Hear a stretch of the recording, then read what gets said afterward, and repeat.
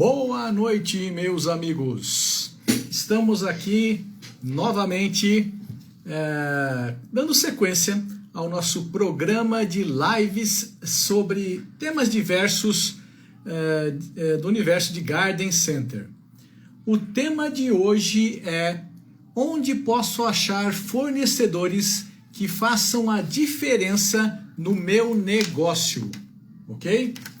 Bom, vamos começar com alguns lembretes. Esta série de lives, Floresta Urbana, boa noite. Essa série de lives, ela foi inspirada na verdadeira pandemia verde que tivemos o ano passado. Mauro Noda, boa noite. As pessoas, Floresta Urbana, devido ao Covid, à quarentena, ao afastamento físico, começaram Mauro Itamara Piloneto, boa noite, a consumir plantas como uma forma de lidar com as angústias que todo esse caos do Covid havia causado. Fruto disso, a venda de plantas foi bem o ano passado. As lojas conseguiram ter um resultado bom na parte de plantas, porém, muitos tiveram dúvidas, problemas, etc., questionamentos, como da sustentabilidade a essa venda. Da mesma forma, muitos perceberam que a venda de plantas era... Boa noite, Raquel. Boa noite, Lizarb Eventos. E foram me questionando muito ano passado sobre diversos temas e essas dúvidas todas sobre o universo do Garden Center.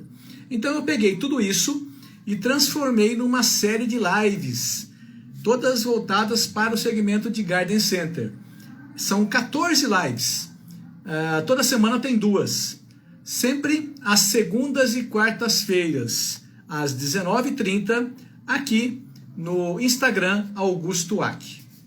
Se você quiser ver aquelas lives que já aconteceram, você pode se cadastrar no perfil aqui no Instagram. No meu perfil tem um endereço para cadastro, e ali tanto você vai ser lembrado a cada nova live que está acontecendo naquele dia, o tema que vai ser.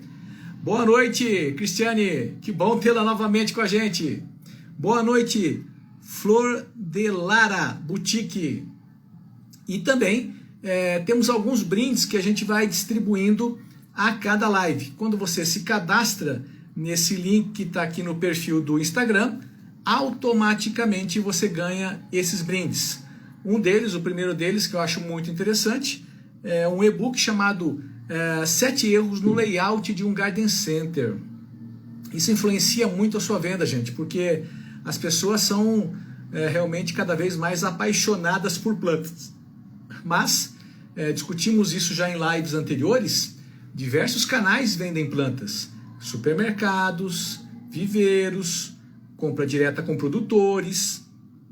O Garden Center pretende ser algo mais, pretende vender continuadamente, pretende ter um cliente recorrente. Então esse e-book, 7 erros no layout de um Garden Center, mostra muito o que você deve fazer para evitá-los e para conseguir ter essa recorrência, tá? Você ganha ele quando você se cadastra aqui nesse endereço que está no perfil do meu Instagram, tá? Já tivemos algumas lives aqui bem bacanas. Uma discutia bem a situação de se vale a pena ainda abrir um Garden Center. Vários aspectos ali foram relacionados. Floricultura Reachida, talvez seja Naomi, muito bem, boa noite. Franci Mota, muito bem, boa noite, obrigado pela presença. Falamos também do novo Garden, falamos de pitch, tudo isso está disponível nos vídeos que ficam arquivados aqui. Além disso, eu tenho alguns outros canais que podem ser úteis para vocês. Existe uma fanpage chamada Negócios com Flores. Muitos de vocês até já me seguem lá.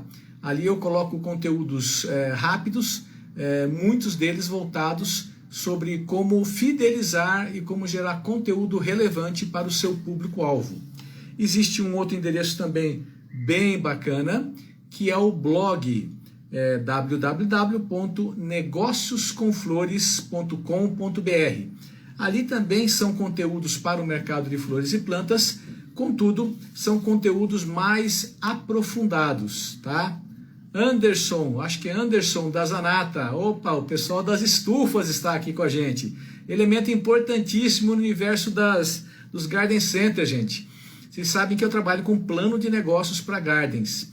E o que a gente faz num plano de negócio é tanto tentar fazer uma combinação de investimento. Marcelo Acorce, o pessoal da Flore aqui com a gente. Tudo bem, Anderson? Gota do Orvalho. Muito bem, que bom que você está aqui. Pessoal da Flore também. Então, quando a gente faz um plano de negócio, Marcelo, a gente tenta fazer a seguinte combinação. Qual é a melhor setorização de um garden para permitir... Wellington, como é que está? Tudo bem? Para permitir um faturamento maximizado. Lembra que eu já falei que a maior parte dos gardens fatura entre 50 a 70 reais por metro quadrado ao mês. Um faturamento razoável é pelo menos 200, e as lojas de excelência faturam 350 reais por metro quadrado ao mês, tá?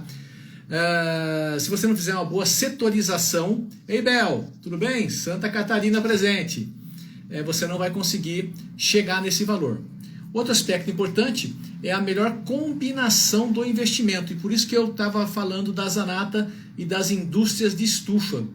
O metro quadrado de construção de uma estufa é quase 12 vezes mais barato que o metro quadrado de construção de alvenaria. Então o Garden Center tem que ter uma combinação de alvenaria e Garden Center, e alvenaria e estufas, para poder chegar num valor de investimento que seja ideal, que quando comparado com aquela composição de setorização, vai gerar um determinado faturamento por metro quadrado, de tal forma que você consiga ter um prazo de retorno nesse investimento de até 3 anos. Esse é um modelo de plano de negócios bacana para um Garden Center, tá? Iremos falar mais sobre isso em lives futuras. Então, por isso que eu reforço, cadastre-se aqui no nosso perfil. Vou pedir também que vocês cliquem nesse aviãozinho que tem aqui, nesse trem triangular que está aqui. Raimundo Marinho, Dani Cruz, obrigado pela presença, que está aqui embaixo. Cliquem aí, selecionem 5 amigos e convidem eles a acompanhar e a participar aqui da live, para que a gente possa compartilhar esse conhecimento com o maior número possível de pessoas e assim beneficiar todos, né? O nosso interesse é fazer com que o mercado cresça. Estamos vivendo uma tendência, não é uma moda, é uma tendência que deve seguir por anos à frente, e aquelas lojas que conseguirem captar a essência dessa tendência irão crescer. As pessoas que entrarem no mercado e souberem aplicar corretamente o que está por trás dessa tendência também irão crescer. Se elas crescerem, o mercado cresce. Se o mercado cresce, é bom para todo mundo, inclusive para mim. Então, o intuito aqui é fazer com que o nosso mercado cresça, sobretudo agora, esse nicho de Garden Center. Tá bom? O tema de hoje, como eu falei lá no início, é onde posso achar um fornecedor que faça diferença no meu negócio, ok? Essa pergunta foi muito questionada, recebi várias perguntas sobre isso o ano passado, principalmente por pessoas que pretendiam entrar no mercado, né? Muitas pessoas eram movidas pela paixão que elas têm pelo produto, eram movidas por perceber que os consumidores estavam aí em busca de plantas e viram ali uma oportunidade de negócios. Porém, elas não sabiam como comprar essas plantas para revender. Então existe um tanto de gente que tem um conhecimento, um desconhecimento muito grande de onde conseguir achar fornecedores. Por isso, parte dessa live pode vir a ser um pouco boring, um pouco chata para alguns de vocês que já estão no mercado. Porém, existe um tanto de gente que já está no mercado e não consegue perceber que parte dos seus problemas ou parte dos seus gargalos está no relacionamento pequeno com seus fornecedores. Um relacionamento baseado em preço-produto. E isso também influencia a alavancagem do seu negócio. Então, essa live de hoje pretende atender os dois grupos. Aqueles que estão entrando no mercado e desconhecem totalmente onde conseguir fornecedores, mas também aqueles que já estão no mercado e de repente não estão fazendo um bom relacionamento com seus fornecedores. Tá? Muito bem. O que as pessoas me perguntavam sobre fornecedores nessa leva toda? Luiz Alcântara, opa, o pessoal que pretende abrir o Garden lá em Vinhedo, né? Então é um desses que pode ter dificuldade com fornecedores, ainda que esteja perto de César, Campinas e Olambra. As pessoas me perguntavam o seguinte: como fazer o fornecedor bater na minha porta? Isso principalmente com aqueles que não estão próximos às áreas de produção, né? Vale a pena fazer parceria com outras floriculturas para fazer compras, né? Vale a pena buscar um fornecedor à distância que tenha produtos mais em conta, ou é melhor encontrar fornecedores locais? Quem paga o frete? Como negociar com os fornecedores preços e prazos? O que é melhor? Comprar uma grande quantidade à vista ou comprar quantidades menores e ter preços maiores? Como avaliar o fornecedor? Quando demitir o fornecedor? Olha que questões mais inusitadas, né? Fruto disso, eu montei um material aqui para apresentar para vocês, que ele vai ter uma abordagem um pouco diferente, tá? Então repara bem que o meu intuito é responder uma questão maior. Onde posso achar fornecedores que façam diferença no meu negócio? Fornecedor hoje é mais do que aquele que leva produtos até você, é aquele que te ajuda a crescer. Da mesma forma com que a sua loja é um canal que ajuda aquele fornecedor a crescer. Então, a trilha começa por um lado que você nem imagina, que eu vou falar daqui a pouquinho.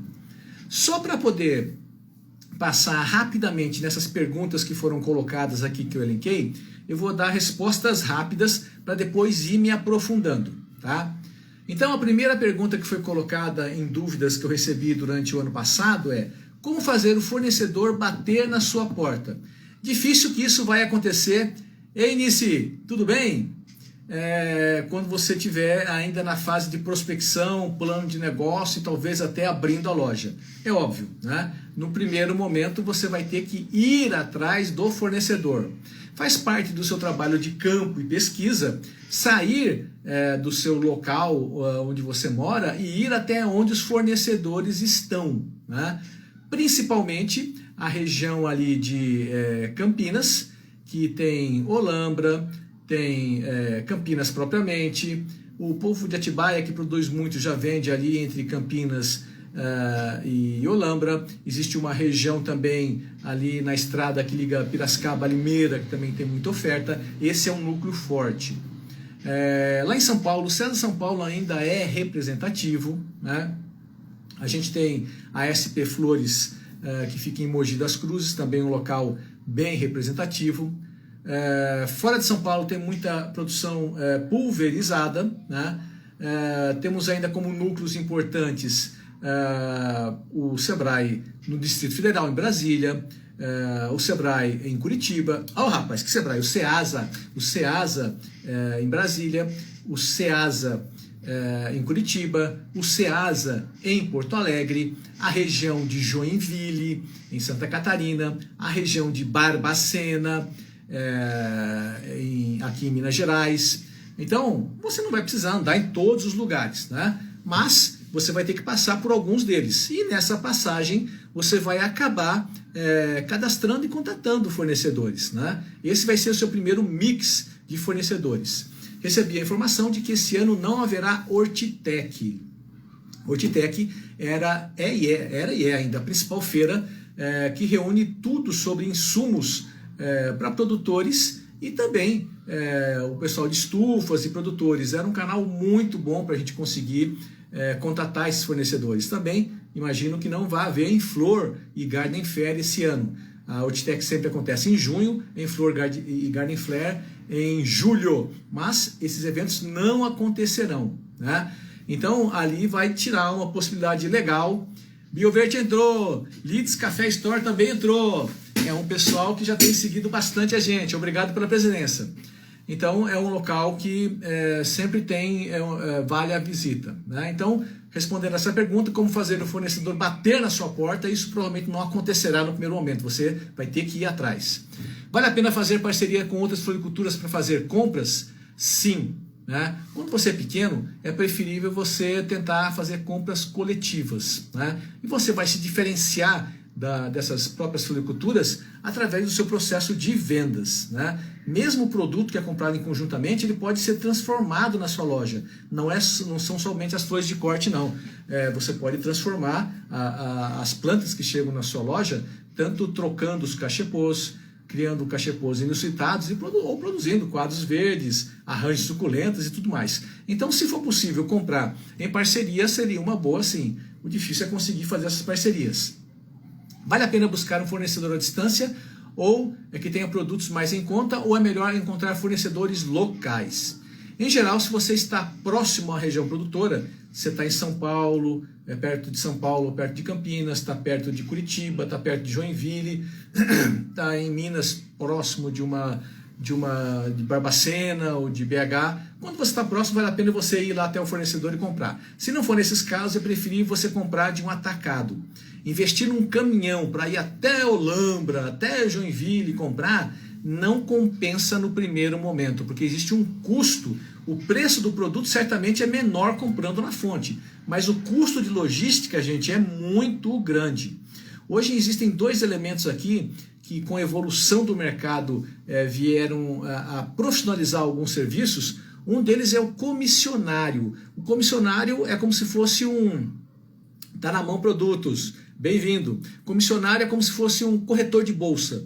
Existem vários comissionários na Olambra, por exemplo. Eles compram não só no Velling, mas compram na Ceaflor, na Cooperflora, em todos os locais ali que vendem plantas. Então eles são remunerados por um percentual sobre compra. Isso te economiza um comprador localmente. Existem também os fretistas, que são aqueles que transportam o produto, fazem a logística daquele local até a sua loja. Isso, por incrível que possa parecer, no final das contas, deve sair mais barato no primeiro momento do que você ter a sua própria estrutura de logística. Como negociar com os fornecedores preço e prazo? O que é melhor? Comprar em grande quantidade à vista ou comprar menores quantidades a prazo? Naturalmente que o seu poder de negociação ele fica um pouco prejudicado também no começo, né? Porque são volumes. Quando você faz um enxoval da loja, até pode ser que você consiga uma negociação boa, mas depois disso, na compra recorrente, você vai ter um menor poder de negociação, né? Então existe um pedágio aqui, um custo de entrada, né? Essa coisa de comprar grande quantidade à vista, isso pode ser um erro. E eu tenho visto muito disso, especialmente em produtos não florais. Tem um produto que eu vou me arriscar a falar aqui e posso ser crucificado, porque tem que ser levado com muito cuidado, sabe? O Garden é um ambiente que vende tanto plantas como produtos de decoração, né? Tanto decoração interna como decoração de jardinagem. E um deles é o tal o vaso vietnamita, que é uma coisa lindíssima, porém de valor super agregado. E por vezes eu vejo pessoas investindo muito em vasos vietnamitas. E pelo valor ser muito grande, aquilo não acaba girando. Então você vai imobilizar capital, o que daqui a pouco vai te prejudicar em liquidez, né? Então, muito cuidado com compras grandes. Isso não vai ser bom para você, tá? Você vai ter que fazer uma gestão de faturamento por metro quadrado por seção, para tentar comprar a quantidade ideal. Isso nasce antes de começar a loja, quando você fez a setorização, dividiu a área por produto, e depois da loja, quando você vai comparando o volume de vendas por setor, calculando essa venda pela área que cada setor ocupa e monitorando onde você deve ampliar ou reduzir áreas. E isso vai acabar influenciando a quantidade a ser comprada, tá? Como avaliar o fornecedor? Quando demitir um fornecedor? Bom, isso eu vou falar daqui a pouquinho quando eu entrar na própria material aqui da live. Ok, gente? Leeds Café Store, um abraço, obrigado pela presença, tá? Vamos passar agora para um bloco que eu chamo Pontos para estruturar a sua política de compras. Olha que coisa interessante. Estávamos buscando o fornecedor que faz a diferença no seu negócio. Só que para achar esse cara, você primeiro precisa estabelecer uma política de compras. Quando você não tem a pergunta certa, toda a resposta é errada. Entendeu o que eu quis dizer? A questão não é achar o fornecedor certo, é descobrir qual fornecedor você precisa. Para você saber qual fornecedor você precisa, você tem que ter uma política de compras. É aí que nós vamos estruturar para você achar o caminho até você achar os fornecedores que você precisa, tá bom? A primeira coisa para você estabelecer a sua política de compras, como eu falei agora há pouquinho, é organizar a setorização da loja. Setorização significa o seguinte: você tem uma planta baixa do terreno. Em cima da planta baixa do terreno, você vai desenhar onde vai ficar a sua loja. No caso, quando você vai construir. Eu sempre recomendo que essa construção seja feita parte em alvenaria, geralmente 20%, e 80% com estufas, porque dessa forma você consegue diminuir o custo de construção. O ideal é que a gente tenha no terreno total 10% de área para circulação e abastecimento, especialmente uma área operacional. Jacir de Araguari, bem-vindo! Depois, 20% da área como área de estacionamento interno, tá? Bel tá aqui.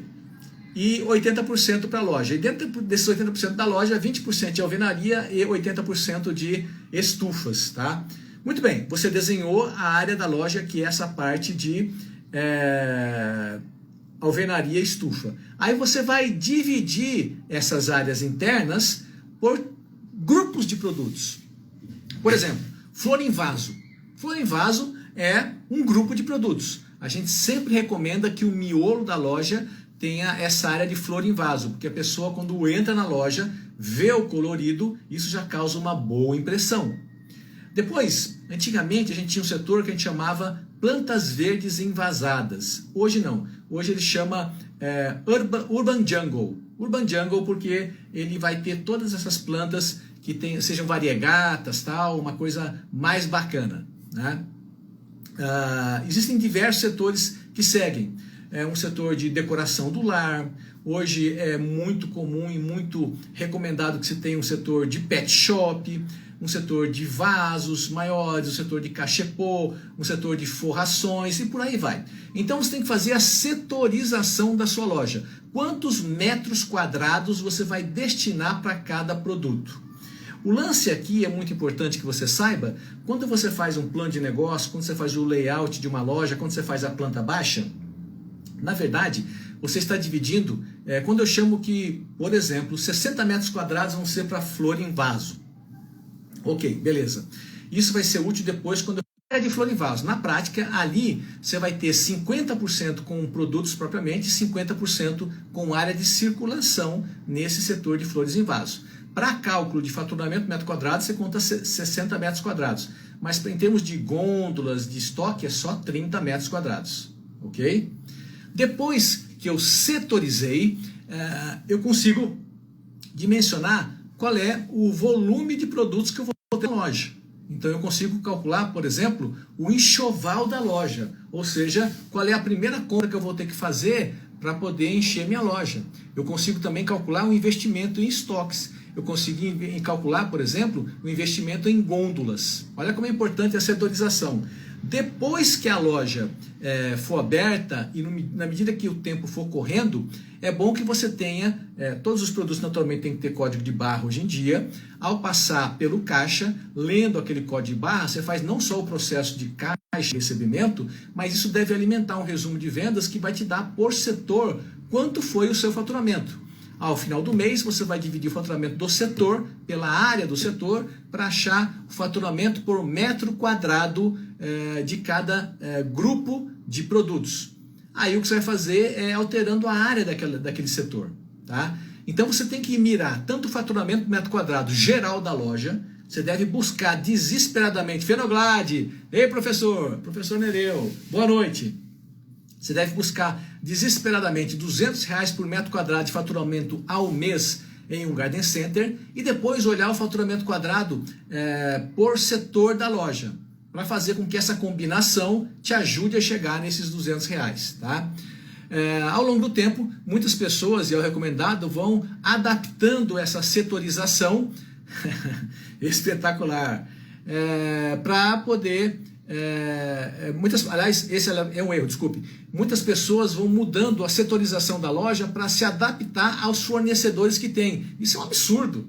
Né? Você tem uma estratégia para a sua loja que foi construída quando você fez seu plano de negócios. Você setorizou, você distribuiu a metragem e com o transcorrer do tempo você tem que fazer a melhoria devido ao faturamento por metro quadrado que cada um desses setores obtém.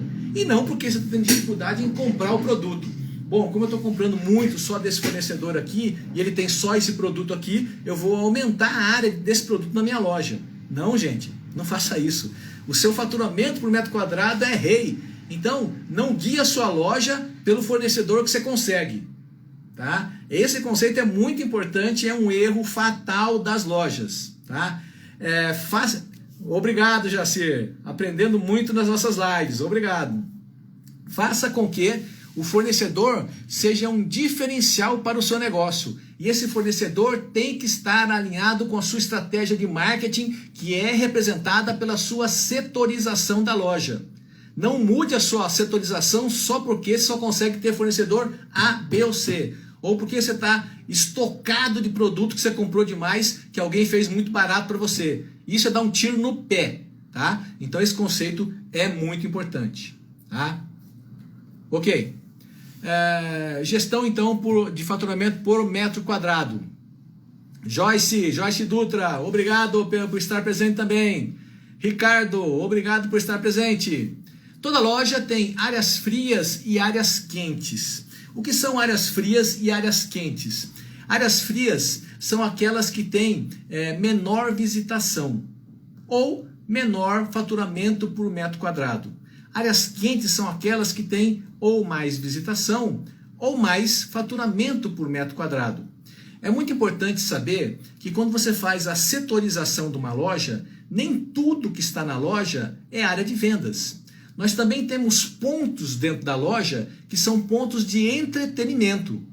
A cafeteria, o local de eventos, uma cascata, um fototour, uma árvore dos desejos, um playground para crianças. Dependendo de como você distribui esses pontos de entretenimento, você vai criar pontos quentes no entorno dessas áreas de entretenimento. Então, isso ajuda também a criar áreas quentes e a compor a setorização. Essa combinação vai te ajudar depois a fazer o faturamento por metro quadrado, tanto por setor como geral da loja. Tá? É muito importante você saber que você não vai conseguir acabar com as áreas frias. Toda loja tem áreas frias. Né? O que você tem que fazer... obrigado, pessoal da Lides Café, soltando aqui um carinho, uma gratidão. Obrigado.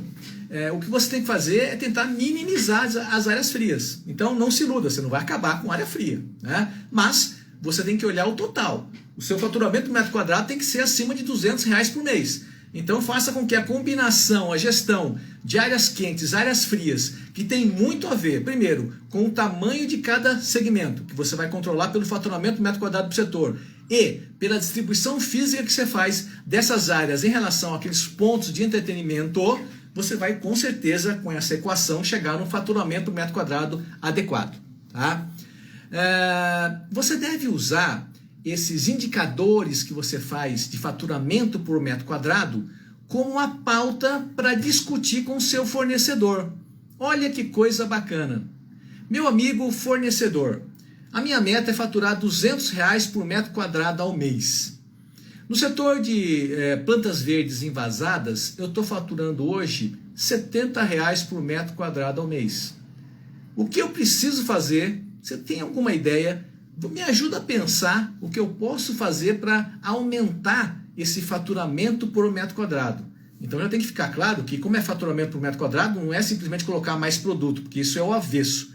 Então a variedade pode estar errado, a localização pode estar errado, o tamanho da área pode estar errado, porque pode ser que para o seu local ele tem uma capacidade de venda para aquele produto especificamente que é X e você está ocupando uma área 2X. Então se você reduzir a área desse produto, automaticamente você eleva o seu faturamento por metro quadrado. Mas o bacana aqui é usar esse indicador de faturamento por metro quadrado por grupo de produtos como uma ferramenta de discussão com o seu fornecedor.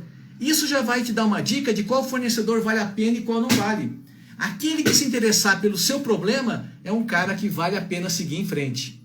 Então o preço não é o maior critério na escolha de um fornecedor. É óbvio que qualidade sim, é óbvio que tem um mix que você precisa sim, mas preço até que não. É mais importante aquele cara que tem até um preço maior, mas está preocupado com o seu sucesso e te ajudando a vender mais, do que aquele que tem um preço menor, mas não quer nem saber dos seus problemas. Cada um na sua caixinha. Não, meu amigo, isso já passou. Você quer gente que queira crescer com você. Mais importante do que preço são interesses comuns. E o faturamento por metro quadrado é uma baita ferramenta de você traçar esses interesses comuns, tá?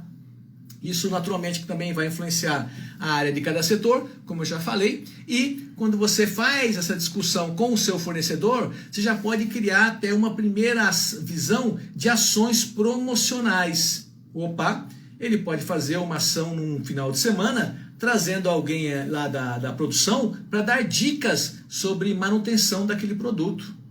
Se for um outro produto que seja mais de valor agregado, você pode trazer alguém para uma topiaria para fazer um corte dos arbustos no final de semana. Você pode fazer uma ação promocional, né? Tem um produtor de Rondônia que trabalha com rosa do deserto. Ele roda o Brasil inteiro e faz feiras de rosa do deserto nos garden centers.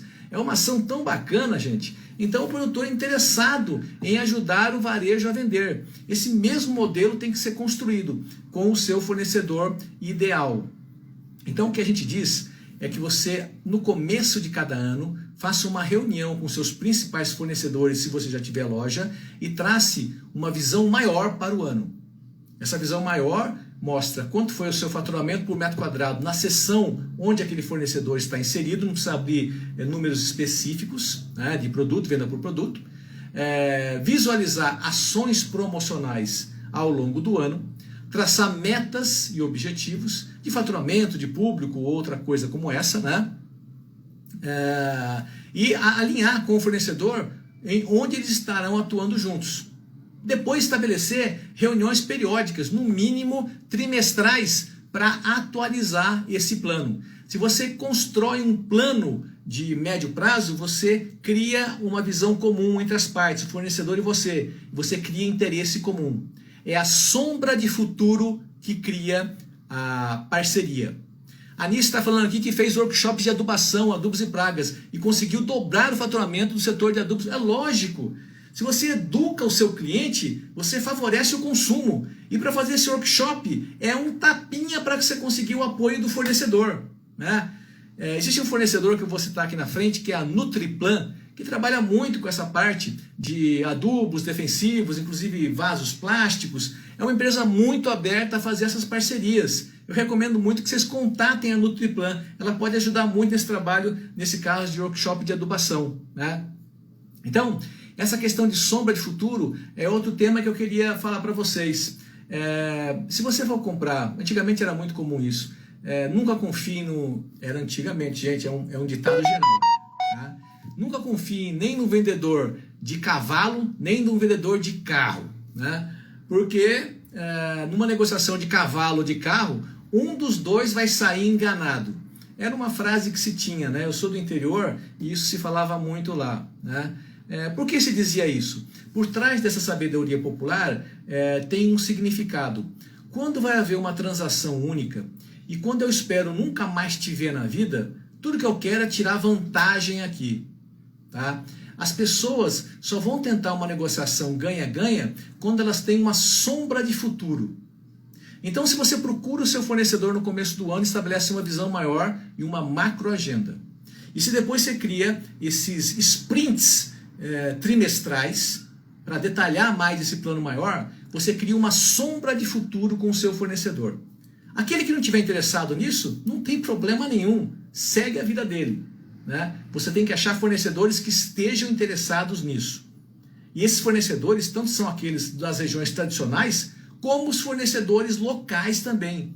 Aquilo que a gente chama de encadeamento local, parcerias entre fornecedores locais e o varejo, vai crescer demais. Então é uma grande oportunidade para o produtor local, inclusive com flores de corte. Por que não?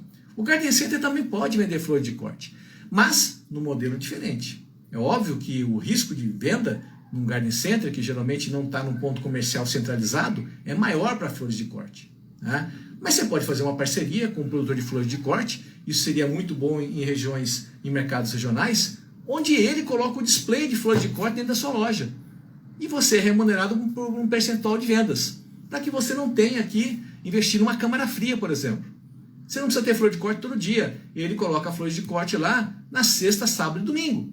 É uma parceria, né? Então é muito importante você criar sombra de futuro com o fornecedor.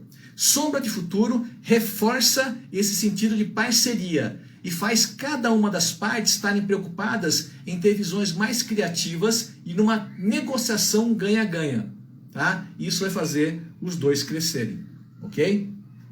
Muito bem. Você deve considerar sempre o custo total de compra.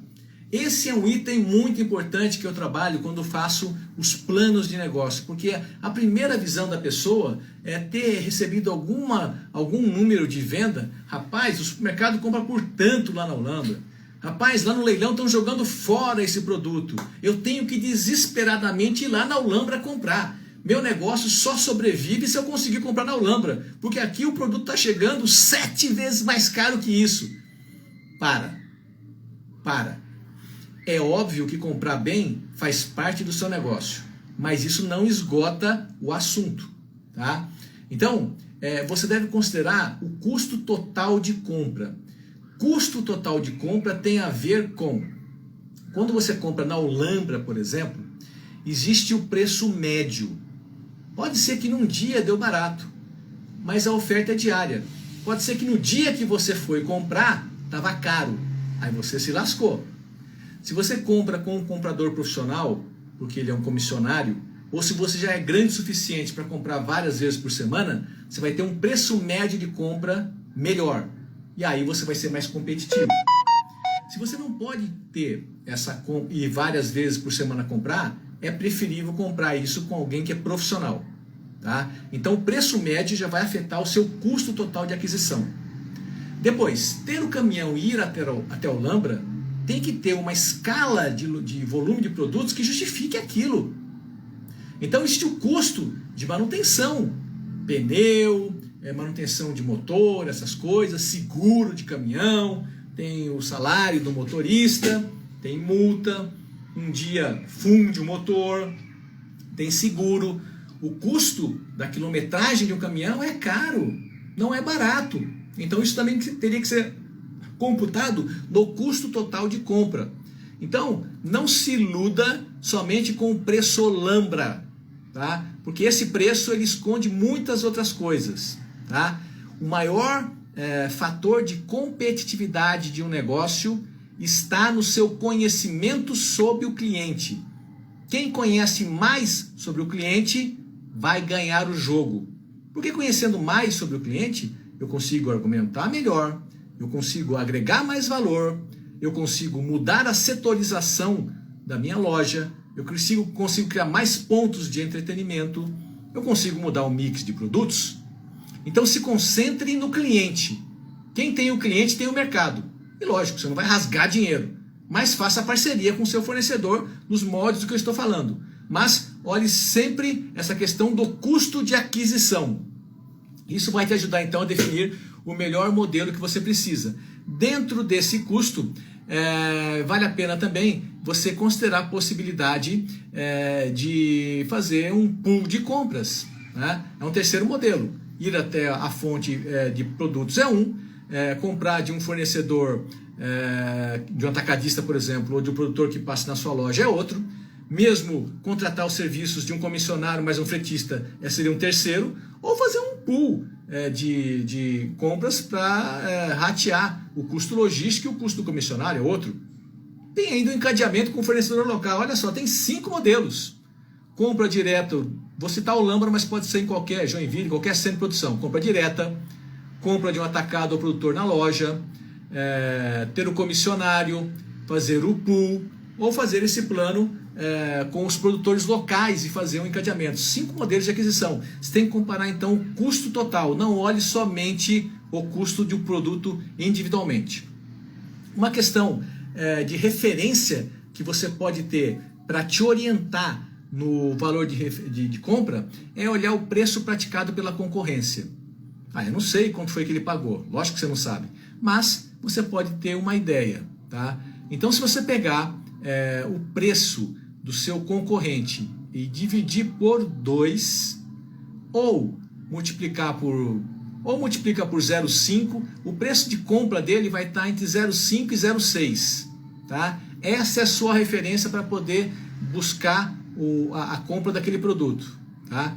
Exceto naqueles casos onde o produto tem valor agregado, numa montagem, um quadro verde, aí é mais difícil de calcular. Num produto nu, você pega o preço do concorrente e multiplica por 0,5, 0,6. Esse é, grosso modo, o preço de compra dele. Esse é o preço que você vai ter de referência para fazer a sua pesquisa, tá? Muito bem. Avaliação de fornecedores. Aqueles que estão na sua região principalmente. Lembra que eu falei que o encadeamento local pode ser uma grande oportunidade para o futuro, né? A produção de produtos para o paisagismo, ela é a mais democrática que a gente tem nesse mercado. Ela tem no país inteiro. A flor em vaso, por exemplo, já é mais difícil, né? A begônia, a poinsettia até que mais ou menos, mas a maior parte das plantas tem uma dificuldade de produção localmente, porque o investimento na estrutura de produção é muito grande. Então tem muita coisa que você vai ter que ir até o Lambra comprar mesmo. Agora, quando é planta verde, não. Aí você tem uma produção mais regionalizada. Então existe possibilidade, existem centros tradicionais, como eu falei, região de Joinville, Santa Catarina, a região de Santa Catarina, o Ceasa de Curitiba, o Ceasa de Brasília, já falei, são todos aí, né? O Rio de Janeiro está crescendo muito, o Espírito Santo está crescendo muito, então tem vários núcleos regionais. Mas além disso, tem produtores locais também, o interior de São Paulo está cheio, né? Como é que você sabe que esse fornecedor é bom ou não? Não seguir somente em preço, tá? Todo mundo, quando entrar, vai oferecer o menor preço. É o que eles fazem como estratégia de entrada. E experimentar, de repente, não é nenhum pecado. Pega um pouquinho para ver, tá? O que você vai querer, critérios que você vai querer para poder avaliar um cliente, um fornecedor. Primeiro, volume. Volume é se ele consegue ter o produto numa quantidade que você precisa. Avalie ele algumas semanas. Padrão de produto, tá? Então, de que forma o produto que ele está entregando é igual, o vaso está limpo, né? Então, existe uma harmonia entre tamanho de planta e tamanho de vaso, ele é padronizado. Frequência. Bom, é um cara que realmente toda semana está aqui. Não é um cara que passou por aqui e vendeu. É muito comum em atacado o pessoal pegar o que tem no resto do caminhão, vai no primeiro que encontra e deságua tudo ali, nunca mais você vê o cara. Não, você tem que ter fornecedores que sejam de longo prazo, tá? Então você tem que buscar volume, padrão e frequência. Primeiro esses 3. Depois você tem que testar para ver se esse cara pode vir a ser um fornecedor realmente que te ajude a crescer. Tente desenvolver com ele parcerias promocionais. Aquela história de criar sprints de trimestres e mostrar um plano e ver se ele se interessa por isso. Mostrar o seu faturamento por metro quadrado no setor onde o produto dele está inserido. Pode ser que eles não se interessem, não tem problema nenhum. Segue a vida deles, você segue a sua. Você está em busca de fornecedores que te façam crescer e que você possa ajudá-los a crescer também. Então, minimamente, ele tem que estar interessado em gastar um tempinho para fazer um planejamento contigo. Sombra de futuro, é aquilo que eu acabei de falar. Tá? A questão de logística, né? Então, a frequência está muito relacionada à questão de logística também, né? De que maneira ele consegue levar o produto até você. E, em último lugar, o preço, né? É óbvio que você tem que ser competitivo. Você vai ter um preço de referência, até quanto você pode pagar naquele produto, porque você já fez aquela conta de 0,5, 0,6 em relação ao concorrente, né? Mas o preço, nessa escala, é o último dos itens. E por mais absurdo que isso possa parecer, eu estou pensando no seu futuro, eu estou pensando no seu lucro ao longo do tempo. Talvez um viveiro não pense nisso, nem precise. Ele vai ter uma negociação mais pontual com o cliente. Ele vende uma vez e nunca mais vai vender. Então, para aquele tipo de negócio que é o viveiro, o preço, de repente, é o principal item. Para um garden center, não. O garden center ganha com o cliente ao longo do tempo, do ciclo de venda daquele cliente. Então, ele quer conhecer muito sobre o cliente. Ele quer ter venda recorrente. E para ter venda recorrente, ele tem que ter produto padrão, produto que toda semana esteja ali, ele quer ter ações promocionais, ele quer ter o comprometimento do fornecedor em buscar novidades. Tá? Então, para um garden, o preço está em último lugar nessa lista. Mas isso não impede que você se preocupe em ser competitivo. Eu quero frisar para você perceber o antagonismo dessas duas afirmações. Tá? Muito bem.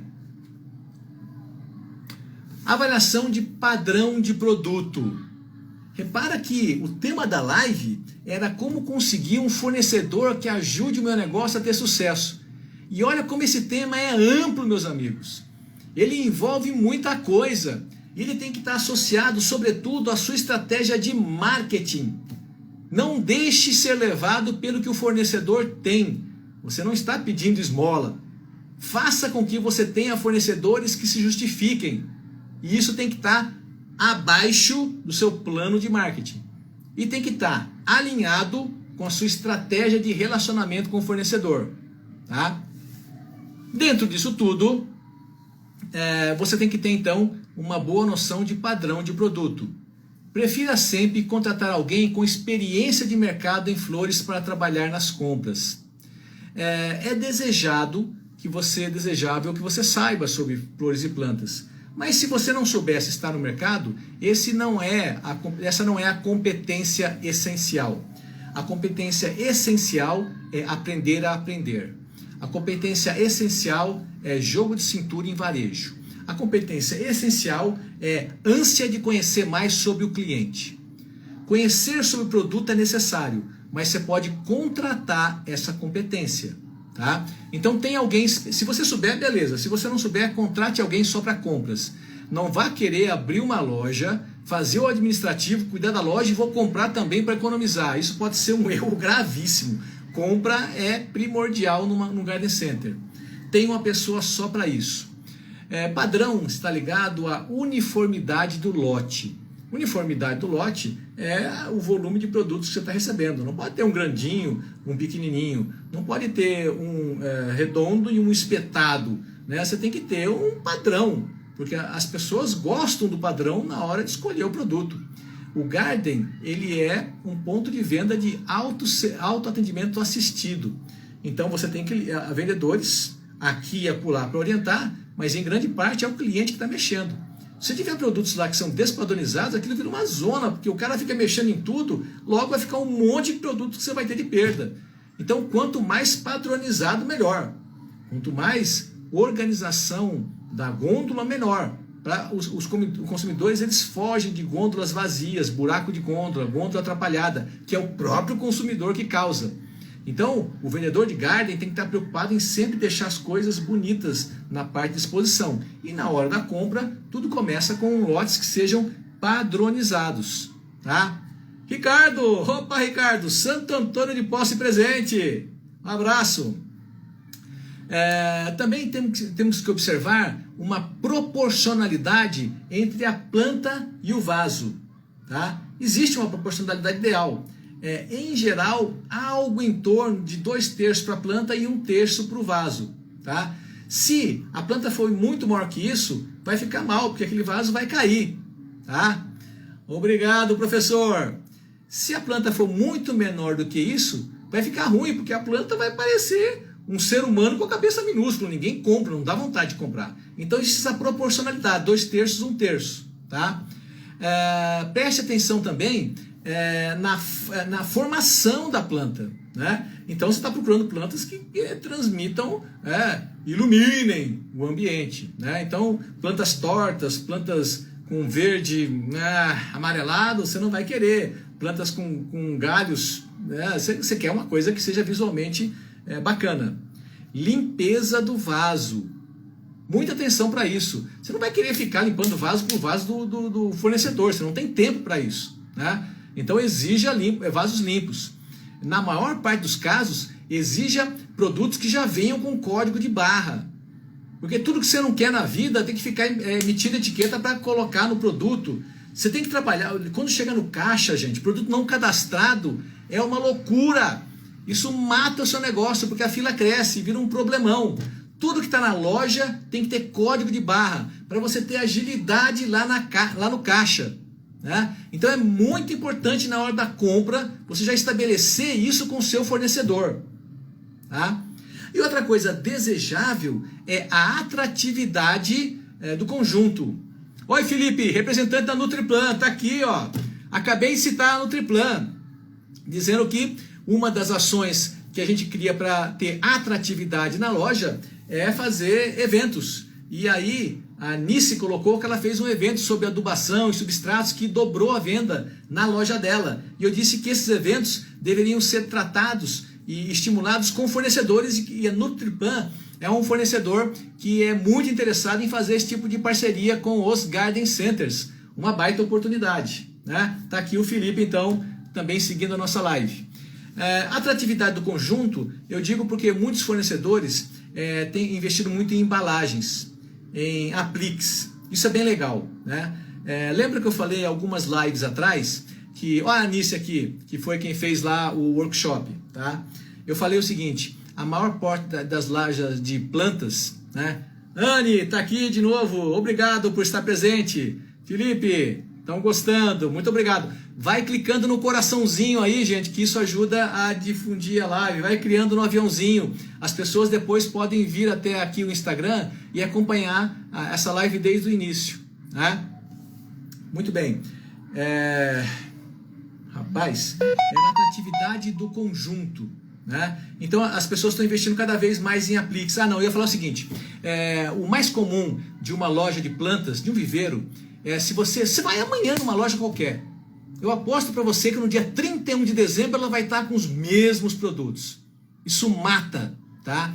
Então, o ideal seria que a gente tivesse uma loja de verão, uma loja de outono, uma loja de inverno, uma loja de primavera.